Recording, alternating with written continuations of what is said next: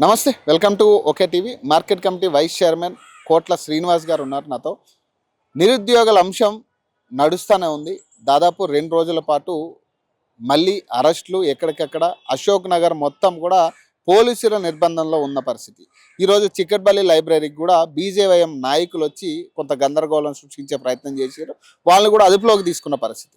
ప్రధానంగా వాళ్ళు అడుగుతున్నది ఒకటే, ఈ 60,000 ఉద్యోగాలు కూడా గత ప్రభుత్వం ఇచ్చిన ఉద్యోగాలే. మీరు ఏం చేశారు? 2 లక్షల ఉద్యోగాలు అన్నారు. ఒక్క నోటిఫికేషన్ కూడా ఇప్పుడు కాంగ్రెస్ ప్రభుత్వం వేయలేదు అనేది నిరుద్యోగుల అంశం. సో ప్రస్తుతం మాట్లాడదాం, అసలు ఆయన ఏం చెప్తారు దీని మీద. సార్, అంటే మీరు 2 సంవత్సరాలు అవుతుంది వచ్చి 2 లక్షల ఉద్యోగాలని మీరు అన్న మాట ఏడాదికి. మరి 2 లక్షల ఉద్యోగంలో కనీసం ఒక్కటి కూడా నోటిఫికేషన్ వేయలేదు అనేది కదా నిరుద్యోగులు అడుగుతా ఉన్నారు. ఇప్పుడు గత 2 సంవత్సరాలుగా కాంగ్రెస్ పార్టీ ప్రభుత్వం ఏర్పడి గౌరవ ముఖ్యమంత్రి రేవంత్ రెడ్డి గారు ఏ రోజైతే ప్రమాణ స్వీకారం చేసిరో ఆ రోజులే నిరుద్యోగులకు ఒక తీపి కబురు చెప్పి ఎల్బీ స్టేడియం సాక్షిగా 60,000 ఉద్యోగాలు ఇచ్చిన చరిత్ర గౌరవ ముఖ్యమంత్రి గారిది, కాంగ్రెస్ పార్టీ ప్రభుత్వాన్ని. అదేవిధంగా నిన్న మొన్న ఉస్మానియా యూనివర్సిటీకి పోయి దాదాపు ఇంకొక 40,000 ఉద్యోగాలు ఇస్తారని హామీ ఇచ్చిన ప్రభుత్వం ఏదైతుందో అది రేవంత్ రెడ్డి గారిది. ఏ రోజు కూడా టీఆర్ఎస్ కానీ అదేవిధంగా బీజేపీ కానీ ఎన్నడూ కూడా ఉద్యోగాల పక్షాన మాట్లాడిన, గతంలో ఎన్నడూ కూడా మాట్లాడిన చరిత్ర లేదు. 10 సంవత్సరాలు కేసీఆర్ గారు ముఖ్యమంత్రి ఉంటే ఏ నీళ్లకు, నిధుల కోసము, నియమాల కోసం అయితే ఉవ్వెత్తున తెలంగాణ ఉద్యమం జరిగిందో కేసీఆర్ గారి ప్రభుత్వంలో ఎన్ని నోటిఫికేషన్లు వచ్చినాయి ఈ సందర్భంగా నేను అడగదలుచుకున్నా టీఆర్ఎస్ వాళ్ళని. అదేవిధంగా మేము ఎన్నోసార్లు ప్రతిపక్షంలో ఉన్నప్పుడు టీఆర్ఎస్ని అడిగినాం, టీఎస్పీసీని ప్రక్షాళన చేయమంటే ప్రక్షాళన చేయలే. కానీ గౌరవ ముఖ్యమంత్రి రేవంత్ రెడ్డి గారు వచ్చిన తర్వాత టీఎస్పీసీ ప్రక్షాళన చేసి 13 సంవత్సరాలుగా ఏదైతే గ్రూప్ 1 పరీక్షలు నిర్వహించలేదో గౌరవ ముఖ్యమంత్రి రేవంత్ రెడ్డి గారు 10 నెలల్లో గ్రూప్ 1 పరీక్షలు నిర్వహించి దాని ఫలితాలు ఇవ్వడం జరిగింది. అదేవిధంగా ఆర్టీసీలో దీర్ఘకాలికంగా ఉన్న నిరుద్యోగులు ఆర్టీసీలో ఉన్న ఉద్యోగాలు కూడా భర్తీ చేసిన చరిత్ర కూడా కాంగ్రెస్ పార్టీది, గౌరవ ముఖ్యమంత్రి. అదేవిధంగా ఈరోజు నిరుద్యోగుల పక్షపాతి ఎవరంటే రేవంత్ రెడ్డి గారు. ఇలా భారత్ ఫ్యూచర్ సిటీ నిర్మాణం ఎందుకు జరుగుతుందండి? కేవలం నిరుద్యోగుల కోసము. పరిశ్రమలు రావాలి, పరిశ్రమల్లో వస్తే చదువుకున్న విద్యార్థులందరూ కూడా మరి ఉద్యోగాలు వస్తాయనే ఉద్దేశంతోనే ఇలా 1,000 కోట్ల రూపాయలు పెట్టి ఇలా భారత్ ఫ్యూచర్ సిటీ నిర్మిస్తాము. అదేవిధంగా ఈ కేసీఆర్ గారు కానీ, హరీష్ రావు గారు కానీ, బండి సంజయ్ కానీ, కిషన్ రెడ్డి గారు కానీ ఎన్నడైనా నిరుద్యోగుల గురించి ఆలోచన చేసిరా?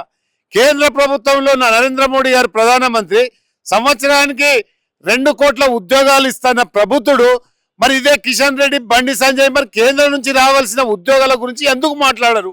ఇలా రాష్ట్ర ప్రభుత్వం మీద దుమ్మెత్తి పోస్తున్నారు.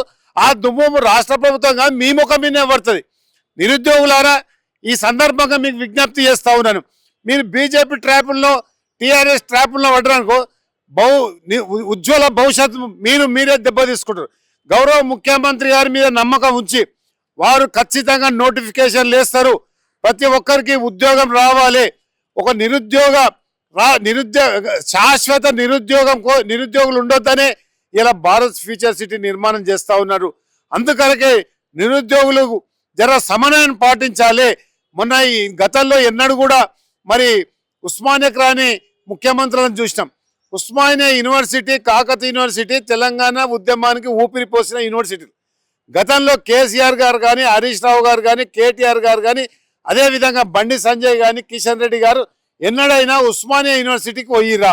గౌరవ ముఖ్యమంత్రి గారు 2 సార్లు ఉస్మానియా యూనివర్సిటీ పర్యటన పెట్టుకున్నారు. ఆ సందర్భంగా ఉస్మానియా యూనివర్సిటీ విద్యార్థులను ఉద్దేశించి మా ముఖ్యమంత్రి గారు మాట్లాడింది ఏంటంటే త్వరలోనే 56,000 ఉద్యోగాలు ఇస్తాని హామీ ఇవ్వడం జరిగింది. అదే కాదు, జాబ్ క్యాలెండర్ కూడా విడుదల చేస్తామని కూడా చెప్పడం జరిగింది. కానీ ఈరోజు అశోక్ నగర్ చౌరస్తాలో బీజేపీ వాళ్ళు, అదేవిధంగా టీఆర్ఎస్ వాళ్ళు నిరుద్యోగుల జీవితాలతో చిలగాటం మాడుతూ ఉన్నారు. నేను నిరుద్యోగులకు చేతులు ఎత్తి దండం పెట్టి చెప్తాను, ఆ ట్రాప్లో పడకండి. రాజకీయ ట్రాప్లో పడ్డారనుకోండి జరిగే నష్టం మీకే జరుగుతుంది. అంటే ఎక్కడికక్కడ అరెస్టులు చేసే పరిస్థితి కదా, ముందస్తు అరెస్టులు చేసి వాళ్ళు ఇబ్బందులు పెట్టి కనీసం నిరుద్యోగ అనే పేరు కూడా చెప్పుకునే పరిస్థితి లేని పరిస్థితులు క్రియేట్ చేస్తా ఉన్నారు నిరుద్యోగులకి. మరి దీని గురించి ఏం చెప్తారు? ట్రాఫిక్ అంతరాయం కలిగిస్తేనో, మరి ఏదైనా సమస్య సృష్టిస్తానో అది పోలీసులు తీసుకున్న చర్య. అది నేనుండొచ్చు, మీరుండొచ్చు, ఇంకెవరన్నా ఉండొచ్చు. ట్రాఫిక్ ఇబ్బంది కాకుండా ప్రజాస్వామ్యబద్ధంగా నిరసన చేసి ఎవరికి ఇబ్బంది ఉండదు. కానీ మేము ఏదో అలజడి సృష్టిస్తాం, ఏదో ప్రభుత్వాన్ని ఇదే చేసేటట్టుగా ఏదో మీడియా అట్రాక్షన్ కోసం, టీవీల అట్రాక్షన్ కోసం చేస్తే మాత్రం ఖచ్చితంగా ప్రభుత్వం చర్యలు తీసుకుంటుంది, పోలీస్ శాఖ చూస్తూ ఊరుకోదు. కనుక ఇప్పటికి కూడా నేను ఏం చెప్తున్నా అంటే, మీరు చేయవలసిన పని చేయండి. కిషన్ రెడ్డి గారు, బండి సంజయ్ గారు దాదాపు 12 సంవత్సరాలు కేంద్ర ప్రభుత్వంలో, అంటే సంవత్సరానికి 2 కోట్లు అంటే ఇప్పటికి ఎన్ని రావాలి? దాదాపు 20 కోట్ల 30 కోట్ల ఉద్యోగాలు, 24 కోట్ల ఉద్యోగాలు. ఒక్క ఉద్యోగం చెప్పిన చరిత్ర అశోక్ చౌరస్తా గారికి నేను వస్తా, మా ముఖ్యమంత్రి కాదు, మా ఇంకో మంత్రి కాదు, నా స్థాయి నాయకుడు వస్తాడు. మరి నువ్వు పలాని కేంద్ర ప్రభుత్వం నుంచి ఇగో రైల్వే ఉద్యోగాలు ఇన్ని వచ్చినాయి, టెలికమ్యూనికేషన్ ఉద్యోగాలు అన్ని వచ్చాయి, ఇవన్నీ చెప్తే నేనే ముక్కు నేలకు రాసిపోతా. కనుక ఇట్లాంటి కుహన రాజకీయాలకు తెరదీయొద్దని కేంద్ర మంత్రులుగా ఉండి మీరు చేయవలసిన పని చేయకుండా ఇంతవరకు 12 సంవత్సరాల నుంచి కేంద్రం నుంచి ఒక నిధులు కానీ, అదేవిధంగా ఉద్యోగాలు కానీ, అదేవిధంగా రావాల్సిన బడ్జెట్ కానీ ఇవాళ కొత్తగా, అంటే తెలంగాణనే కొత్త రాష్ట్రం, దానికి అభివృద్ధి వైపు తీసుకపోనికే కేంద్రం ఏం సహకరించింది? ఇంతవరకు నరేంద్ర మోడీ గారు ఏం సహకరించారు? ఉత్తరప్రదేశ్కి ఒక ప్యాకేజ్ ఇస్తారు, తెలంగాణకు ఒక ప్యాకేజ్ ఇస్తారు. ఇది ఎక్కడ న్యాయం? దాని మీద పోరాటం చేయరు కేంద్ర మంత్రులు. నిజంగా 42% రిజర్వేషన్ మీద కేంద్ర మంత్రులు నిజంగా నరేంద్ర మోడీ గారి దగ్గరికి పోయి మేము రాజీనామా చేస్తాము, ఇది రాష్ట్రంలో బర్నింగ్ ఇష్యూ ఉందని ఆ ఎంపీలు కానీ, ఆ ఎమ్మెల్యేలు కానీ, అదే కేంద్ర మంత్రులు పోయి రాజీనామా చేయమనండి, చేయరు. కేవలము రాజకీయ పర్యాటకులు లేక ఇవాళ ఏదో ధర్నా చేయాలి, పేపర్లో వాడాలి. కానీ నరేంద్ర మోడీ గారి దగ్గరికి పోయి మాత్రం మేము మాత్రం అడగమంటారు. వీళ్ళు కేంద్ర మంత్రులుగా ఉంటేంత ఊడితేంత ఈ రాష్ట్రం. హరీష్ రావు అంటున్నాడు కదా, ఏదో ఈ మాల్స్ ఓపెనింగ్ కి అయితే ముఖ్యమంత్రికి టైం ఉంటుంది, అదే నిరుద్యోగులకు ఎందుకు కలవలేకపోతున్నారు, నిరుద్యోగులకి ఇచ్చిన హామీ గురించి ఎందుకు మాట్లాడలేకపోతున్నారు? ఇప్పుడు రేవంత్ రెడ్డి వస్తున్నాడు అంటే ఇప్పుడు అశోక్ నగర్ మొత్తం కూడా ముందే అరెస్టులు చేసిన పరిస్థితి ఎక్కడికక్కడ. మరి ఏం చెప్తారు? ఇప్పుడు కనీసం ఇంకిత జ్ఞానం ఉండాలి. ఏది హరీష్ రావుకు మా ముఖ్యమంత్రి గారు చాలా సందర్భాలు దూలం లేక పెరిగింది కానీ దూడకున్న బుద్ధి లేదని చెప్పి, అదే విధంగా హరీష్ రావు గారు 10 సంవత్సరాలు నువ్వేం చేసినావు? 10 సంవత్సరాలు నువ్వు తెలంగాణకు చేసిన నష్టం చేస్తే నేను ఏ సెట్టుకు ఊరేయాలి? నీళ్ళలో మాకు 299 టీఎంసీలకు సంతకం పెట్టి ఆంధ్రులకు అప్పచెప్పినావు, ఉద్యోగాలు ఇవ్వలేదు. ఏనాడు కూడా తెలంగాణ నీళ్లు, నిధులు, నియామకాల మీద ట్యాగ్ లైన్లే తుంగలో తొక్కిన దరిద్రులు మీరు కదా.